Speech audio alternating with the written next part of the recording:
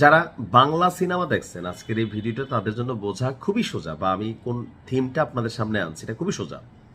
বাংলা সিনেমায় দেখতেন যে রাজ্জাক শ্রমিক নেতা থাকতো, তো রাজীব হচ্ছে ধরেন শ্রমিকের মানে কোম্পানির মালিক, আর হুমায়ুন ফরদি সে আবার শ্রমিক নেতার দাবিদার, কিন্তু রাজ্জাকরে শ্রমিকরা পছন্দ করে, এরকম ছিল না? সিনেমা ছিল। একদিন হুমায়ুন ফরদি এবং রাজ্জাকের মধ্যে, রাজীবের মধ্যে শ্রমিক অধিকার নিয়ে ঝগড়া হয়েছে। তো রাজীব রাজ্জাককে গালি দিছে, রাজ্জাকে এক পর্যায়ে রাগে মানে নিয়ন্ত্রণ হারায় বলতেছে তোকে আমি শেষ করে ফেলবো। হুমায়ুন ফরদি রাজ্জাকের প্রতিদ্বন্দ্বী, সে করছে কি এই কথার পরে, অথবা শ্রমিক কোনো নেতার সাথে রাজ্জাকের কাপজাপ হয়েছে, তো রাজ্জাক এরকম একটা রাগের মাথায় কথা বলে ফেলছে। হুমায়ুন ফরদি টস করে রাতের আধারে গিয়ে ওই লোককে মাইরা ফেলছে। পরের দিনই রাজ্জাকে অ্যারেস্ট, পুলিশ এসে। কেন? যেদিন রাজ্জাক ধমক দিল সবার সামনে যে ভাই দেখো এই লোক তো হুমকি দিছে, তাই না? সিনেমাতে দেখছেন। পরে নায়ক মান্না অথবা শাকিব খান বড় হইয়া বাবাকে নির্দোষ প্রমাণ করে। ঘটনা ঘটাইল কে? হুমায়ুন ফরদি। ইরান এবং মধ্যপ্রাচ্যের রাষ্ট্রগুলোর মধ্যে যে সম্পর্ক যতটা খারাপ আপনি দেখছেন, আমরা দেখছি, আমরাও অনেকে প্রতিবাদ করছি যে কেন ইরান এমন করে। আসলে কি সবগুলা ঘটনা ইরান ঘটায়? আজকে ভয়াবহ চাঞ্চল্যকর তথ্য, তাও খোদ মার্কিন যুক্তরাষ্ট্র এবং কি যুক্তরাজ্যের গণমাধ্যমগুলো সাক্ষ্য দিচ্ছে। আপনারা জানেন যে এই যুদ্ধের মধ্যে সবচেয়ে বেশি হামলার শিকার হয়েছে বাহরাইন। একের পর এক ভয়াবহ হামলার শিকার হয়েছে, এমনকি বিশাল বিশাল বিস্ফোরণের ঘটনা ঘটছে, অনেক মানুষ মারা গেছে, বাংলাদেশেরও মারা গেছে।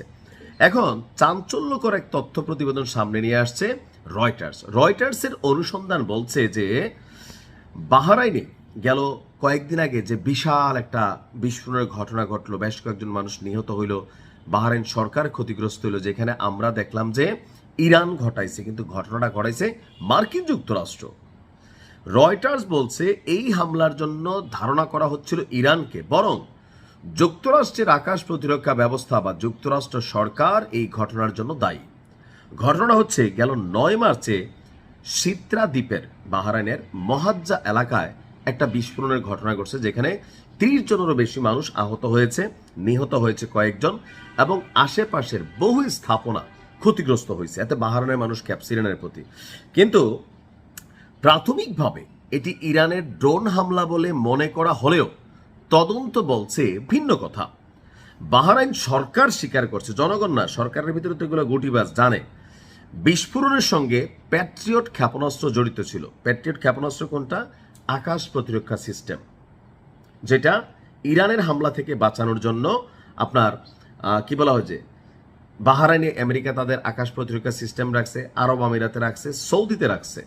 তো প্যাট্রিয়ট ক্ষেপণাস্ত্রটা আকাশ প্রতিরক্ষা সিস্টেম কাজ করে কি? ধরেন শো করে ইরানের একটা ড্রোন আসতেছে, বাহরাইনে আমেরিকার থাকা প্যাট্রিয়ট ক্ষেপণাস্ত্রটা এখান থেকে আরেকটা মিসাইল ছাড়তেছে এটাকে ধ্বংস করার জন্য। ধ্বংস করার বিপরীতে এটা করছে কি, উল্টা বাহরাইনের ভূমিতে আপনার পয়রা বসছে। বিশাল বিস্ফোরণ ঘটনা করলো কে?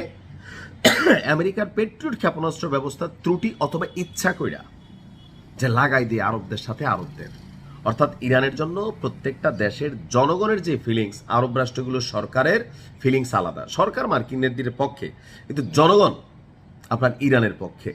তো এই যে অবস্থানটা, মার্কিন গবেষকরাই বলছে ঘটনাস্থল থেকে প্রায় 7 কিলোমিটার দূরে অবস্থান করে একটি মার্কিন প্যাট্রিয়ট ব্যাটারি থেকে ক্ষেপণাস্ত্রটি নিক্ষেপ করা হয়েছিল। ওপেন সোর্স ভিডিও এবং স্যাটেলাইট চিত্রের বিশ্লেষণে বলছে যে ক্ষেপণাস্ত্রটি সম্ভবত আকাশেই বিস্ফোরিত হয়েছে। নিচু দিয়ে উড়ে আসা একটি ড্রোনকে লক্ষ্য করে ক্ষেপণাস্ত্রটি যখন ছোড়া হয় মাঝপথেই বিস্ফোরিত হয়, ব্যাপক ক্ষয়ক্ষতি হয়, আর দায়ভার চাপিয়ে দেওয়া হয় ইরানের জন্য। আর এতে আরব বিশ্ব খেপে গেল, ইরানের বিপরীতে জনগণের বিরুদ্ধে মধ্যে একটা ন্যারেটিভ তৈরি হলো। কিন্তু দিন শেষে দেখা গেল কি, সৌদিতেও যে তেলের আরামকো কোম্পানিতে ঘটনা ঘটানো হলো, সেখানেও ঘটনা ঘটালো কে? ইসরায়েল। দায় দেওয়া হলো কার উপরে? ইরানের উপরে। অর্থাৎ আরবদের সাথে আরবদেরকে একটা বড়ানি। এখন এটা প্রকৃতপক্ষে এই যে তদন্তের মাধ্যমে সঠিক তথ্যটা আমরা জানলাম, তাদের দেশের গণমাধ্যম এটা হচ্ছে সত্য এবং মিথ্যার ফয়সালা, এটা আল্লাহর তরফ থেকে আসছে। যেটা সত্য এটা মানুষ জানতে পারছে একটু লেটে। এটা ইরানকে এই মুহূর্তে একটা বিশাল গায়েবী মদত। আল্লাহ ইরানকে হেফাজত করুক, এরকম ষড়যন্ত্রগুলো আল্লাহ প্রতিহত করুক। আসসালামু আলাইকুম।